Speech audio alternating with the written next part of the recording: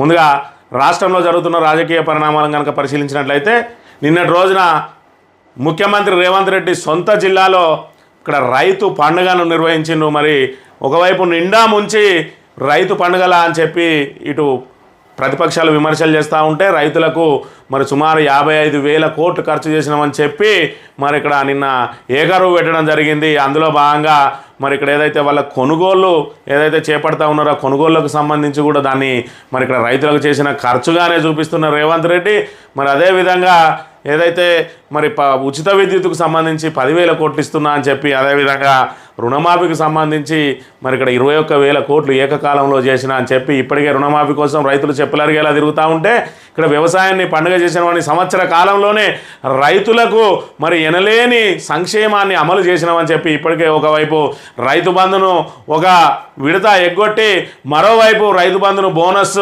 ఎరగా చూపి మరి బోనస్ పేరుతోటి రైతు బంధుకు ఎగనామం చేయడానికి ఇటు వ్యవసాయ శాఖ మంత్రి కుట్రలు వనుతూ ఉంటే ఇటు రేవంత్ రెడ్డి మాత్రం రైతులకు అనేక సంక్షేమ పథకాలు అమలు చేసి రైతును మరి ఇక్కడ ఎక్కడికో తీసుకెళ్లే ప్రయత్నం చేస్తున్నామని చెప్పి మరి చెప్పడం హాస్యాస్పదంగా మారింది. మరోవైపు పాలమూరుకు సంబంధించి కేసీఆర్ను ఏం చేశావని చెప్పి ప్రశ్నించడాన్ని బట్టి చూస్తుంటే మరి పెండింగ్ ప్రాజెక్టులన్నింటినీ రన్నింగ్ ప్రాజెక్టులుగా మార్చి వలసలు వెళ్ళే పాలమూరు ప్రజలను రైతులుగా మార్చి మరి ఇక్కడ వాళ్ళను దర్జాగా రాజుల్లాగా బ్రతికే విధంగా చేస్తే ఈరోజు మళ్ళీ వాళ్ళను ఏదైతే ఫార్మాస్యూటికల్ కంపెనీల పేరుతోటి భూసేకరణ చేపట్టి వాళ్ళను తిరిగి వాళ్ళను మళ్ళీ వలస జీవులుగా మార్చే ప్రయత్నం చేస్తున్న రేవంత్ రెడ్డికి అక్కడ రైతులు తిరగబడడంతో మరి ఇక్కడ యూటర్న్ల సర్కారు ఏదైతే తుగ్లక్ నిర్ణయాలతోటి అస్తవ్యస్త మరి విధానాలతోటి హడావిడిగా మరి నిర్ణయాలు తీసుకోవడం ఆపై యూటర్న్ తీసుకోవడం సర్కారుకు మామూలుగా మారింది.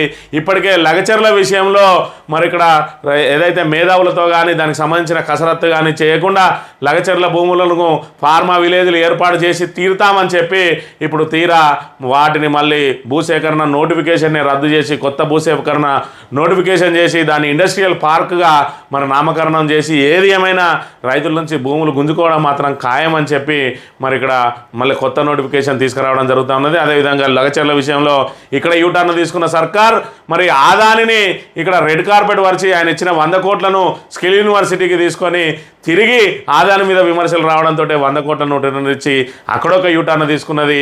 అదేవిధంగా ఇక్కడ చూసుకున్నట్టయితే దిలావర్పూర్ రైతులకు సంబంధించి మరి అక్కడ పరిశ్రమలు ఏదైతే ఇథనాల్ పరిశ్రమను వ్యతిరేకిస్తుండడంతో అక్కడ కూడా దాన్ని రద్దు చేస్తున్నట్టు యూటర్న్ తీసుకున్నది. మరోవైపు హైడ్రాతోటి కూల్చివేతలు చేసి ఎక్కడ అక్రమ కూల్చివేతలు ఉన్నా కూడా ఖచ్చితంగా కూల్చేస్తామని చెప్పిన సర్కార్ ఇప్పుడు ఇండ్లను ఏదైతే నివాసం ఉండే ఇండ్లను కూల్చబోమని చెప్పి అక్కడొక యూటర్న్ తీసుకున్నది. మూసీకి సంబంధించి అక్కడ మూసీలో ఎవరైతే ఉన్నారో బఫర్ జోన్లో వాళ్ళందరినీ అక్కడి నుంచి తొలగిస్తాం, ఎట్టి పరిస్థితుల్లో నష్టపరిహారం చెల్లించలేదు, మరి డబుల్ బెడ్రూమ్ ఇల్లు మాత్రమే ఇస్తాం అని చెప్పిన సర్కార్ ఇప్పుడు పార్లమెంటుకు లిఖితపూర్వకంగా రాసింది వాళ్ళకు నష్టపరిహారం చెల్లిస్తామని చెప్పి అక్కడ యూటర్న్ తీసుకున్నది. మరి ఎక్కడ చూసినా కూడా యూటర్న్లతోటే ముందుకు సాగుతున్న అంశాన్ని అయితే మనం ఇక్కడ ప్రధానంగా గమనించవచ్చు. ఏ ఒక్క నిర్ణయం తీసుకున్నా కూడా దానికి సంబంధించిన పూర్తి స్థాయి కసరత్తు లేకుండా మరి మేధోమదనం లేకుండా ఎలాంటి మరి దానికి ఖచ్చితమైన నిర్ణయాలు లేకుండా తుగ్లక్ నిర్ణయాలతోటి మరి ఇక్కడ ముందుకు పోవడం, ఆ తర్వాత ప్రజా వ్యతిరేకత వ్యక్తం కాగానే దాన్ని యూటర్న్ తీసుకోవడం మరి ఇక్కడ సర్కారుకు పరిపాటిగా మారింది. మరోవైపు ఇక్కడ ఏదైతే ఇంకా కూడా మరి గత ప్రభుత్వం మీద నిందలు మోపుతూనే ఆత్మస్తుతి పరనింద అన్న చందంగా మరి నిన్నటి రోజున ఏదైతే సీఎం రేవంత్ రెడ్డి ప్రసంగం సాగిన అంశాన్ని మనం ఇక్కడ ప్రధానంగా గమనించవచ్చు. గురుకులాలకు సంబంధించి గురుకులాల్లో మరి ఇక్కడ మృత్యు గంటికలు మోగుతూ ఉంటే గురుకుల బాట పట్టిండ్రు మరి ఇక్కడ బీఆర్ఎస్ ప్రతిపక్ష నాయకులు. మీకు చేత కాకపోతే విద్యాశాఖను మాకు అప్పగించండి, మేము దాన్ని విజయవంతంగా నిర్వహించి తీరుతామని చెప్పి ప్రతిపక్షాలు సవాల్ చేస్తూ ఉన్నాయంటే ప్రభుత్వం ఎంత అసమర్థంగా వ్యవహరిస్తున్నదో ఇక్కడ మనం ప్రధానంగా గమనించవచ్చు. మరోవైపు గురుకుల బాట పట్టి అక్కడ వాస్తవాలను మరి ఇక్కడ ప్రజల ముందు ఉంచడానికి ప్రతిపక్షం చేస్తున్న ప్రయత్నాలను అధికార పక్షం ఎక్కడికక్కడ అడ్డుకుంటా ఉన్నది. గురుకుల బాటకు వెళ్తున్న నాయకులందరినీ కూడా ఎక్కడికక్కడ అరెస్టులు చేసి మరి నిర్బంధాలు చేస్తున్న పరిస్థితిని అయితే మనం ఇక్కడ ప్రధానంగా గమనించవచ్చు. ఒకవైపు గురుకులాల్లో ఈ పరిస్థితికి మరి ఆర్ఎస్ ప్రవీణ్ కుమారే కారణం అని చెప్పి మరి ఇక్కడ ఏదైతే బాధ్యతారాహిత్యమైన వ్యాఖ్యలు చేస్తూ ఉన్నారో సీతక్క, అదేవిధంగా మరి కొండా సురేఖ లాంటి మహిళా మంత్రులు తమ స్థాయిని దిగజార్చుకుంటా ఉన్నారు, ప్రజల లోపల పలచనవుతూ ఉన్నారు. ఇప్పటికే కాంగ్రెస్ ప్రభుత్వ అస్తవ్యస్త నిర్ణయాలతోటి ప్రజల్లో పూర్తి స్థాయిలో ప్రతిష్ట దిగజార్చుకున్న ప్రభుత్వం మరి ఇలాంటి వ్యాఖ్యలతోటి మరింత దిగజారిపోతూ ఉన్న అంశాన్ని కూడా గమనించకుండా ఇంకా ప్రభుత్వం మరి ఇక్కడ ఏదైతే మరి ప్రతిపక్షాల మీద బురద జల్లడానికే ప్రయత్నం చేస్తూ ఉన్నది.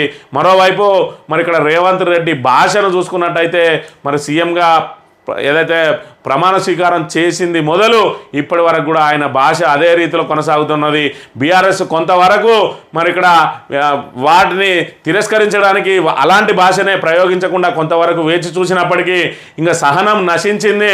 మరి పదే పదే బురద జల్లితే మరి ఇక్కడ ఏదైతే మరి ఇక్కడ మాసిన చొక్కాల వాళ్ళు ఎక్కడ కూర్చోవడానికైనా సిద్ధపడతారని చెప్పి మరి ఇక్కడ నువ్వు చొక్కాల మీద బురద జల్లితే ఇక వాళ్ళు ఎక్కడ కూర్చోవడానికైనా సిద్ధపడతా ఉన్నారు. దాంతో వాళ్ళు కూడా ఎదురు దాడికి దిగి నీ భాషనే నీకు తిప్పి కొడుతున్న మరి అంశాన్ని ఇక్కడ ప్రధానంగా గమనించవచ్చు. ఈ నేపథ్యంలో మరి రేవంత్ రెడ్డి భాషనే ప్రజలందరూ కూడా వాడుతూ ఉన్నారు. మూసి నిర్వాసితులకు సంబంధించి చూసుకున్నట్టయితే రాష్ట్రంలో ఇప్పటి వరకు ఏ సీఎంను తిట్టినన్ని బూతులు మరి ఇక్కడ మూసి నిర్వాసితులు నిత్యం తిడుతూనే ఉన్నారు. మరోవైపు రైతులు తిడుతూ ఉన్నారు, మరోవైపు చిరు వ్యాపారులు తిడుతూ ఉన్నారు. ఇక్కడ రైతులను దగా చేసి మరి ఇక్కడ రైతులను నిండా ముంచి పండుగ చేసుకోమంటూ మరి నిన్నటి రోజున మరి ఇక్కడ రైతు పండుగ నిర్వహించడాన్ని మరి ఇక్కడ యావత్ రైతులోకం కూడా ఖండిస్తూ ఉన్నది. మరి ఇప్పటికే రైతులకు సంబంధించి మరి ఏదైతే ఇంకా 13,000 కోట్లు చెల్లించాల్సి ఉన్నది రుణమాఫీ అని చెప్పిన ప్రభుత్వం 2,700 2,800 కోట్లు చెల్లించి మరి చేతులు దులుపుకోబోతా ఉన్నది. అది కూడా రైతు పండుగ కాబట్టి ఏదో ఒకటి వాళ్ళకు మరి అక్కడ ప్రకటించాలి కాబట్టి 4వ విడత రుణమాఫీ అని చెప్పి 2,700 కోట్లను చెల్లించి మరి ఇక్కడ చేతులు దులుపుకున్నది. మరి మిగతా మరి రైతులు ఇంకా సుమారు మరి 10,000 కోట్లు చెల్లించాల్సి ఉన్నది. ఆ 10,000 కోట్లు మరి ఎన్నడూ చెల్లిస్తారో దానికి సరైన నిర్ణయం లేదు. డిసెంబర్ 9నే రుణమాఫీ పూర్తి చేస్తాం అన్నాడు. ఆగస్టు 15న మరి ఇక్కడ కనబడ్డ దేవుళ్ళ మీద అలా ఒట్టేసిండు. హరీష్ రావును రాజీనామాకు సిద్ధంగా ఉండమన్నాడు. మరి ఇప్పటి వరకు కూడా రైతు రుణమాఫీ చేయలేక 4వ విడతల మరి కేవలం 2,700 కోట్లు చేసిండు 13,000 కోట్లకు. అయినప్పటికీ కూడా ఇంకా దానికి బాధ్యత వహించడానికి రేవంత్ రెడ్డి సిద్ధంగా లేక ఎదురుదాడి చేస్తూ ఉన్నాడు.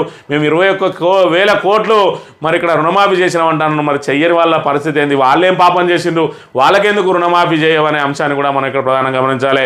ఇక పాలమూరుకు సంబంధించి ఏటా 20,000 కోట్లు తీసుకెళ్తా అని చెప్పి ఏకంగా మంత్రుల మీదనే మరి ప్రమాణం చేసిండు. మరి ఇప్పటివరకు దేవుళ్ళ మీద ప్రమాణం చేసి మాట నిలబెట్టుకుని రేవంత్ రెడ్డి ఇక్కడ మంత్రులందరినీ మరి ఇక్కడ ఫనంగా పెట్టి వాళ్ళ మీద ఒట్లేసి ఏటా 20,000 కోట్లు మరి 5 సంవత్సరాల్లో 1,00,000 కోట్లతోటి మరి మహబూబ్ నగర్ను అభివృద్ధి చేస్తా అంటున్నాడు. ఆయన మాటలకు అద్దు లేదు, పద్దు లేదు, దానికి ఒక విధానం లేదు.